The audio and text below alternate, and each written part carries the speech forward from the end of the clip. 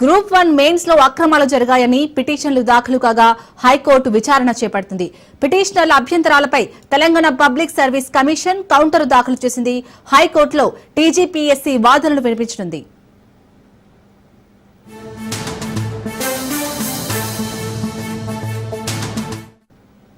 Group 1 లో అవకతవకలకు ఆస్కారం ఇచ్చేలా తెలంగాణ రాష్ట్ర పబ్లిక్ సర్వీస్ కమిషన్ పరీక్షలు నిర్వహించిందని పిటిషనర్ల తరపు న్యాయవాదులు వాదించారు.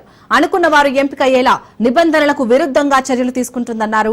2024 అక్టోబర్ 21 నుంచి 27 వరకు నిర్వహించిన గ్రూప్ 1 మెయిన్స్ పరీక్షా పత్రాల మూల్యాంకనంలో అవకతవకలు, అసమానతలు చోటు చేసుకున్నాయని, దీనిపై న్యాయ విచారణ జరిపించాలని కోరుతూ సిద్దిపేట, శివనగర్ కు చెందిన కె పరశురాములతో పాటు మరికొందరు హైకోర్టులో పిటిషన్లు దాఖలు చేశారు.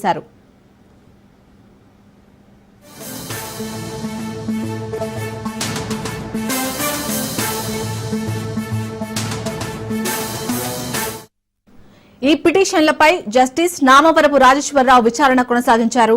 పిటిషనర్ల తరపున సీనియర్ న్యాయవాది సురేందర్, సీనియర్ న్యాయవాది రచనారెడ్డి వాదించారు. ప్రిలిమ్స్ కు, మెయిన్స్ కు వేర్వేరు హాల్ టికెట్లను జారీ చేయడం ఇదే తొలిసారని, టీజీపీఎస్సీ చరిత్రలో ఇది ఎప్పటికీ మాయని మచ్చగా మిగిలిపోతుందన్నారు.